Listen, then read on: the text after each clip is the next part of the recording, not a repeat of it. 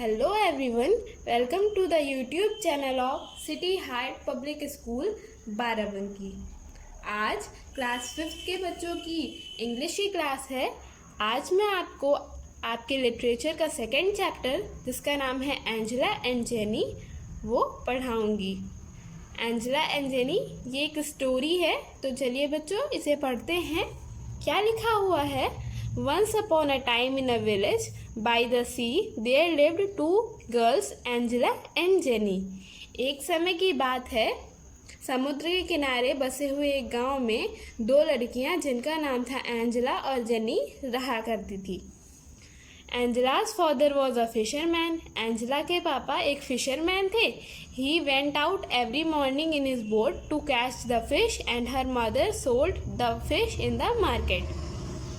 उसके पापा हर रोज़ सुबह बोट में चले जाते थे मछलियाँ पकड़ने के लिए और उसकी मम्मी उन मछलियों को मार्केट में बेचती थी। Jenny's father was a carpenter. He made fishing boats and sell them to the fisherman. Jenny के पापा जो थे वो एक कारपेंटर थे। कारपेंटर मतलब जो लकड़ी का काम करते हैं। ही मेड फिशिंग बोट्स, वो फिशिंग के लिए बोट्स बनाते थे and sold them to the fisherman, और उन्हें मछली वालों को बेच देते थे। Angela and Jenny were good friends. Angela और जेनी अच्छे दोस्त थे। They went to the village convent school together.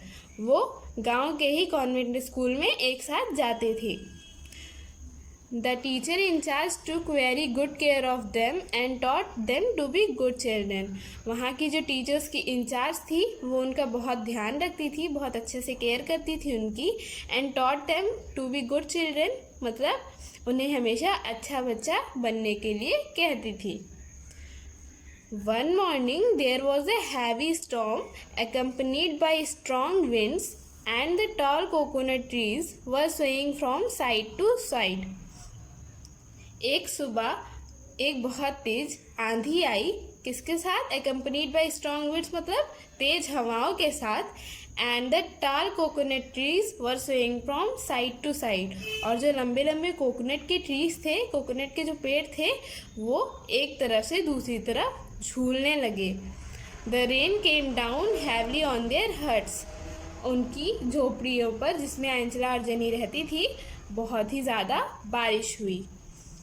Angela and Jenny wanted to go out and watch the big waves, but their parents told them not to go out. Angela और Jenny बाहर जाकर उस तूफान में आई बड़ी बड़ी लहरों को देखना चाहती थी, लेकिन उनके मम्मा पापा ने, पेरेंट्स ने मना किया हुआ था उन्हें। नेक्स्ट है हमारा Angela stayed indoor but Jenny was disobedient. Angela घर में ही रही, लेकिन जेनी जो थी वो डिसओबीडियंट थी, मतलब कि किसी की बात नहीं मानती थी। She quietly got of her हट एंड वॉकड ऑन द सी शोर ऑल बाई हरसेल्फ. वो चुपचाप अपनी झोपड़ी से बाहर निकल गई और समुद्र के किनारे पर टहलने लगी अकेले ही। चलिए बच्चों चलते हैं अपने नेक्स्ट पेज पर। बच्चों ये हमारा नेक्स्ट पेज है, देखिए क्या लिखा हुआ है।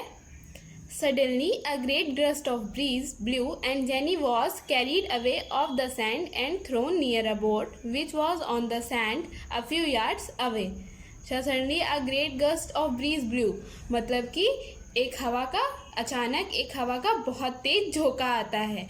And Jenny was carried of the sand, और जो जेनी होती है वो उस झोंके की वजह से उसे झटका लगता है, जिसकी वजह से वो रेत पर गिर जाती है। समुद्र के किनारे रेत होती है ना, उसी पर वो गिर जाती हैं। And thrown near a boat which was on the sand, और झटके के कारण, दबाव के कारण वो एक बोट के पास पहुंच जाती है जो कि वहाँ से कुछ दूरी पर ही होती है। She hurt her leg and was unable to get up and walk. उसके पैर में चोट लग गई थी और वो उठकर अब चल नहीं सकती थी। She called out for help but no one could hear her. उसने हेल्प के लिए, सहायता के लिए आवाज़ लगाई, लेकिन कोई उसे सुन नहीं पाया। She laid on the sand next to the boat and cried till she fell asleep. वो बोट के किनारे रेत पर गिर गई और तब तक रोई और रोती रही जब तक कि वो सो नहीं गई, वहीं पड़ी पड़ी. When Jenny's parents found that she was not at home, they were worried and they found her sleeping near a boat. जब जेनी के पेरेंट्स ने, जेनी के मम्मी पापा ने देखा कि वो घर पर नहीं है तो चिंतित हो गए और उसे ढूंढने लगे. तो उसे कहाँ पाया? एक बोट के पास सोते हुए उन्होंने उसे पाया. They lifted her up and carried her home.